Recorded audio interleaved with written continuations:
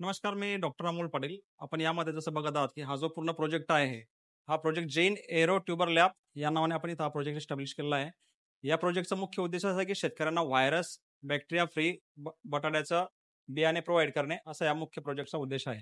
जसं की आपण बघत आहात, हा पूर्णपणे मातीविरहित प्रोजेक्ट आहे. यामध्ये आपण सॉइललेस आणि हायड्रोपोनिक्स तंत्रज्ञानाचा उपयोग न करता आपण एरोपोनिक्स तंत्रज्ञानाचा उपयोग इथं केलेला आहे, की जेणेकरून कोणत्या निर्जंतुक वातावरणामध्ये बियाण्याचं उत्पादन जसं की आपण इथं बघू शकता हे टिश्यू कल्चरचे रोप आहे. आपण जे काही इथं लागवडीमध्ये ग्रीन हाऊस आणि ग्रोथ रूम एरोपोनिक्समध्ये जे काही लागवड करणार आहात, ते लागवडीचा जो सोर्स आहे टिश्यू कल्चर उत्पाद आहे. हे टिश्यू कल्चर रोप आपण तिथं हार्डनिंग केल्यानंतर लागवड करणार आहे. जसं की आपण बघू शकता, की जे टिश्यू कल्चर ग्रीन हाऊसचं जे काही पहिलं प्रोडक्ट पहिलं हार्वेस्टणार आहे ते या साईजचं तुम्हाला दिसणार आहे. याला आपण मायक्रो ट्यूबर असं संबोधतो.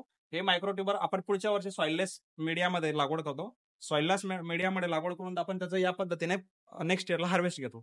परत हे हार्वेस्ट आपण परत फील्डमध्ये त्याचं सीड प्रोडक्शन करून आणि सायंटिफिकली रोगिंग वगैरे या सर्व ॲक्टिव्हिटीज करून त्याचा व्यवस्थित कंट्रोल करून आपण या प्रकारचं सीड आपण तयार करतो आणि फायनली आपलं हे सीड आपण एअर आलू या नावाने शेतकऱ्यांना ब्रँडिंग करतो.